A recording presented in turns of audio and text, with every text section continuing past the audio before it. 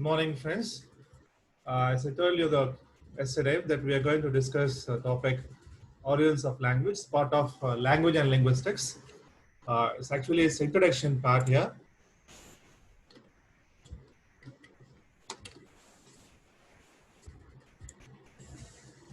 Some people are joining.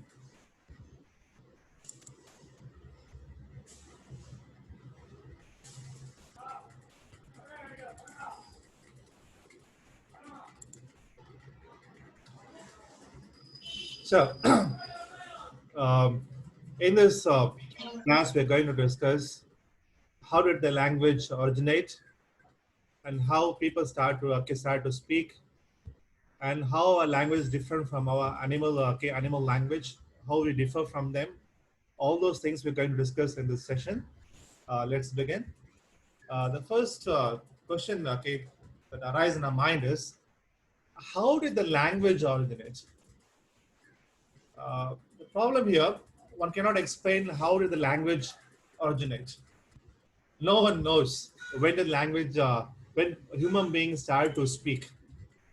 It is believed that our ancestors, so-called the scientists, they call Neanderthals, whatever they call first human beings, it has spoken language between 100,000 and 50,000 years ago, well before written language. So written language was about only 5,000 years ago. So before that, only spoken language was there. So language means it's only spoken language. Then only we have this written language.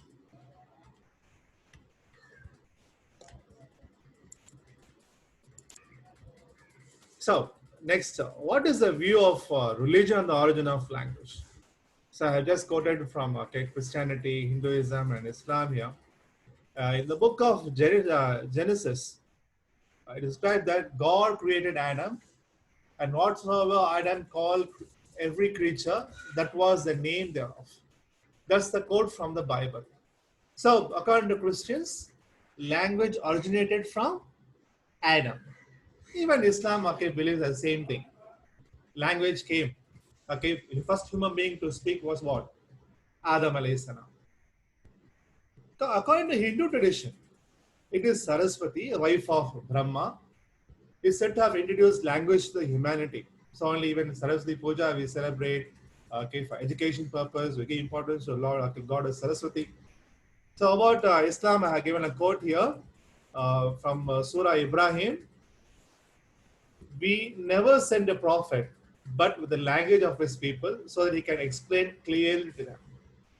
So even Islam believes that same to Christianity, language originated from Adam alayhi salam, and every prophet spoke different language.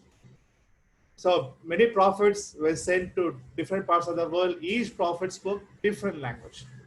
So this is the view of religion on the origin of language.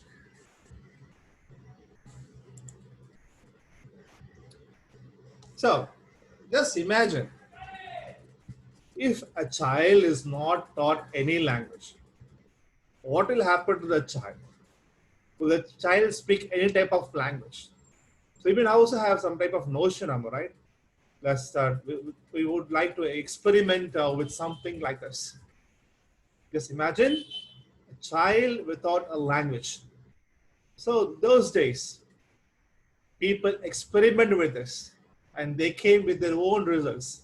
The question here, what will happen if human infants are allowed to grow up without hearing any language around them? The Greek writer Herodotus reported the Egyptian pharaoh named Psamaticus, or we call Psamatric. He tried an experiment with two newborn babies, that is more than 2,500 years ago. The experiment was like this. He took two children, kept them in isolation, except for the company of goats and a mute shepherd, the dumb. So it was recorded that children spontaneously spoke not an Egyptian word. Remember, this experiment was experimented in Egypt. The children did not speak even an Egyptian word, but something that was known, what the children uttered was as a Phrygian word, because the children uttered the word because, meaning breath. So the father concluded that the original language has to be friggin, that is an Asian language spoken in some part of today's modern Turkey. But this result cannot be taken into account because just because the word they uttered, because we can't say they spoke friggin language. Another such person, King James the Fourth of Scotland, he also performed an experiment. He conducted an experiment around the year 1500. It was reported that children spontaneously start to speak Hebrew. So he reinforced that assumption that Hebrew was indeed the language of the Garden of Eden, that is, Garden of Heaven, and people spoke the language Hebrew. But again, it was not proved. It was said only by King James. The other person, we all know, the Akbar the Great, he conducted this type of experiment with newborn babies in psyche. He raised a newborn baby in silence, only to find that children did not produce any speech at all. They did not speak any language. Actually, this is the actually experiment, the real experiment. Children who are exposed to nothing, children who are not exposed to any type of language, they can't speak any language.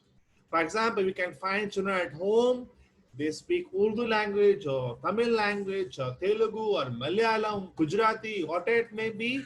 They imitate their parents. They learn language from their parents. See, for example, a child born to an Indian parent, the child is adopted by an American. Just imagine a child born to Indian parents adopted by an, by an American parents. Just imagine.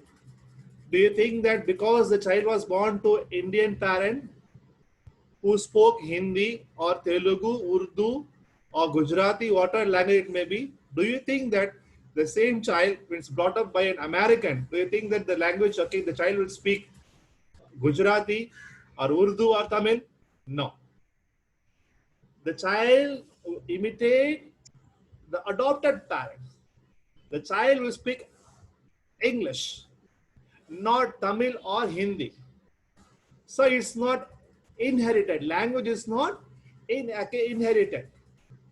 So it's acquired. Language is acquired. You understand? Language is not inherited. Language is acquired. So child listens and imitates the language, learns the language from the parents. So that's what Akbar also concluded, that children brought up without listening to any language, they don't speak any language.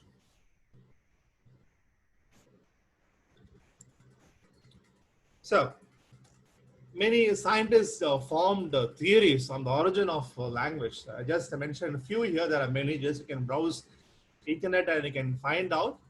The first one is the bow theory. Bow theory. Bow, that's what?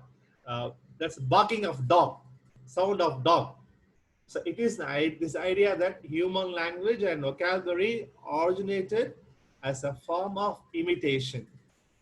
So human being first has keenly watched the animals, how the animals communicate, how the animals produce sounds. From them, human beings start to learn the language. It's only a theory. It's not proven one. Remember, it's only a theory. It is said that language came from imitation of animal sounds, caw, or maybe hissing sound, hiss, all these things. So it's a theory that human beings learned language from what? From the animal sounds. This one theory, bow theory. Second one, this ding dong theory. Another theory came from by some other scientists. This idea says that language began when humans started naming objects after relevant sound that are already involved in their everyday life. For example, a person knocks, knock, knock, or just punches some sound. So by this type of sounds, when they listen to some sounds here, from these sounds, already the sounds were there. Human beings start to learn through these sounds. It's called ding dong sound. That is the sounds which are already there.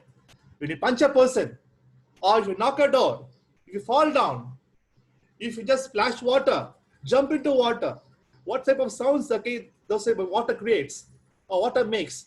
So the already sound is there. From those type of sounds, human beings started to learn the language.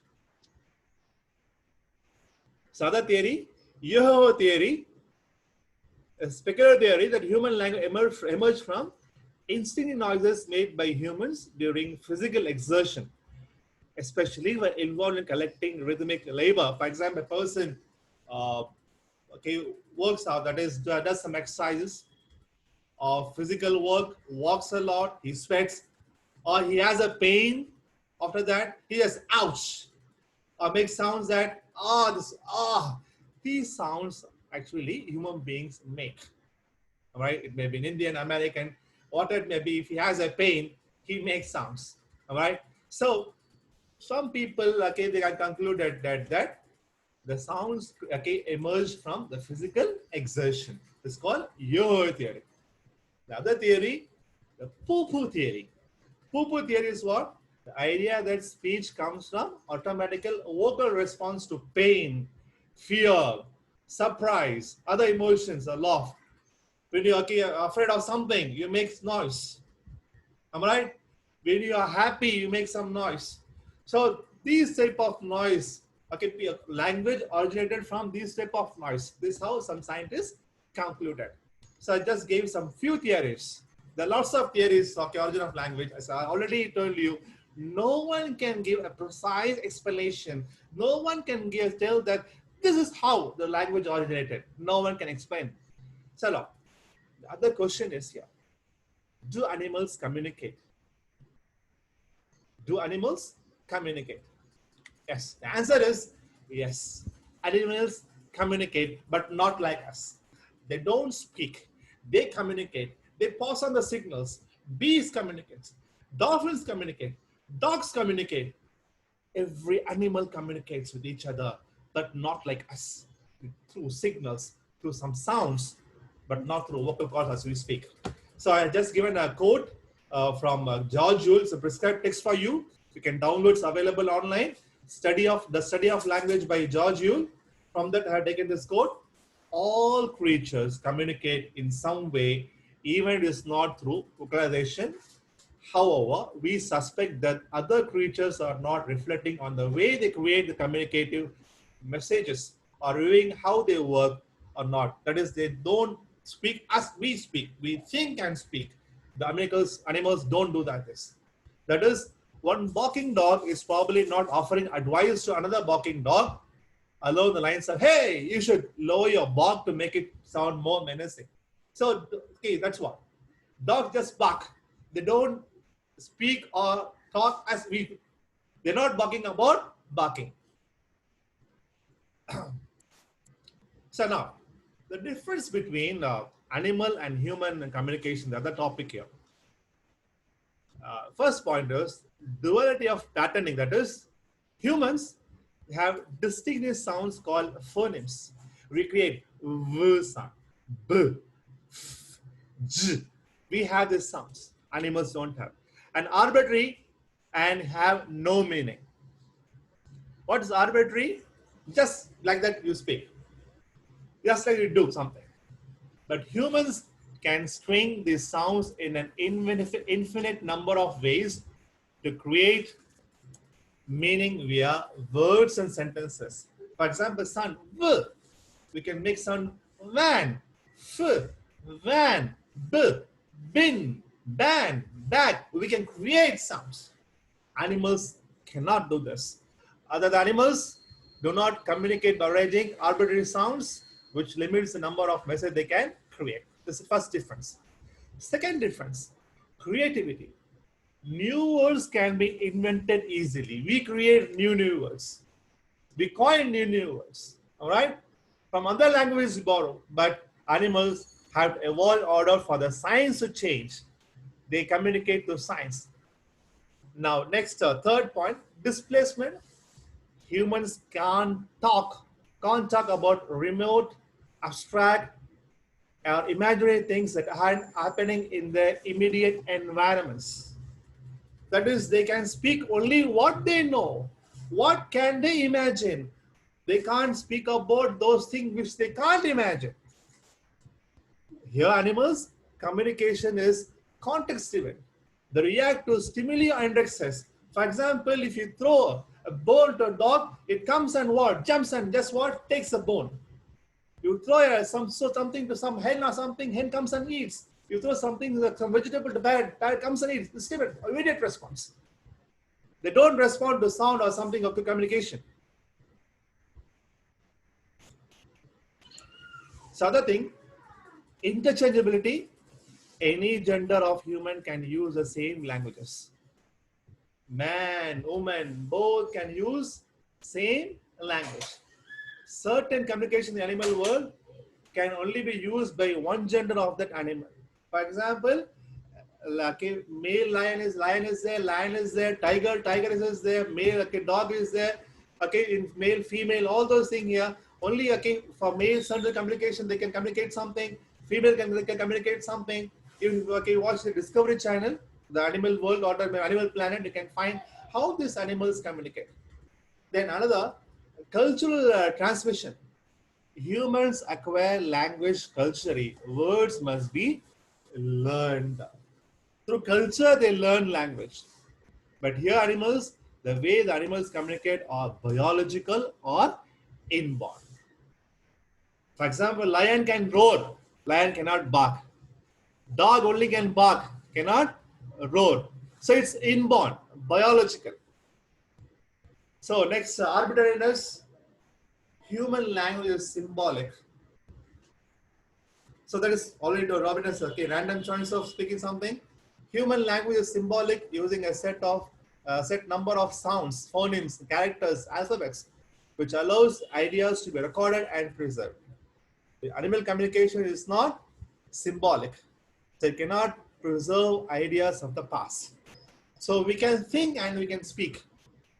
We can speak what happened yesterday, what happened day before yesterday, what happened previous year, what happened to our friend, all those things. The animals cannot preserve ideas and they cannot recollect the past. So biology. So biologically, at pure biological level, the human voice, box, and tongue are very unique and are required to make sounds we recognize as language. In phonetics, inshallah, I may teach you, or some teacher, we have a sound box here. That's a unique one. The Adam's apple here. We have Adam's apple. There we have sound box. We create sounds. We imitate. You can imitate any person. You can make any type of sound. That's the thing we have human beings. Animals they don't have. For example, we have windpipe here. We have vocal tract here. Am I right? Two different things. So we make sounds. The small thing here, layer is here. Okay, vein is here. We call it sound box, the vocal cord. We make sounds. Animals cannot make sounds. Then, okay, come to the other video. Okay, the other slide here where I show here. What about animals? For example, chimpanzees, chimps. They imitate like animals. Am I right? So we think that they are very close to human beings. But why can't they speak? Remember, when we grow, we stand and we walk on two legs here, and our throat goes like this, straight, vocal cord like this. But unlike the monkeys, they don't have vocal cords as we do have. They can't produce sounds as we do here. It's a unique one, and we are different from those animals. So ambiguity, a word or sign can have several meanings. Every sign has one meaning. So, for example, we can communicate. Every word has a meaning. Am I right? Every word has a meaning. A sign has a meaning. We can show like this, or we can it's respect. We can do like this. Every sign has a meaning. But animals, for them, every sign has only one meaning. So, variety. Human language can arrange words into infinite number of ideas, sometimes referred to as discrete infinity. We can make many sentences. One word, few words given to a man can create many sentences. Animals only have limited number of combinations they can use to communicate. Only few sounds, few signals, few signs. Only through you can communicate. For more thing, you can just visit this website, Owlcation. You can find more materials on this. I'll show you a video. The question here: why can't animals speak? Just watch this video carefully. Then later on, okay, after that we can start this discussion. Hey there, welcome to Life Noggin. Oh, the things I would do to have a real conversation with my pet parrot. Life Noggin! Animals are smart, but why can humans talk? Is this video audible? Please respond. Can respond. Yes, sir. Yes, Yes, sir. yes, It's sir. audible. Do to have a real Yes, sir. conversation with my pet parrot. Life Noggin! Animals are smart, but why can humans talk and animals can't? Let's find out. Now, there are some highly intelligent animals like dolphins. Dolphins can actually communicate with each other using their own language of whistles, but we want to find out why animals can't speak like humans. Most of us don't give it a second thought, but let's find out why humans are able to talk in the first place. Humans are actually very similar to chimps in the way that we both have lungs, a throat, a voice box, a tongue, and lips. Humans have grown from the beginning of time to have a longer throat and a smaller mouth, which is more suitable for shaping sound than that of a chimp. Speech is the product of breath control. Humans are able to control the speed at which our lungs release air. Monkeys don't have the same amount of control over this as humans do. They can only make a few short sounds before they have to take another breath of air. This is similar for most animals. In the simplest terms, when it's all said and done, humans got really lucky. As to why humans even need to use language, well, that's a whole nother video. Now, some animals, such as the parrot, can mimic what they hear.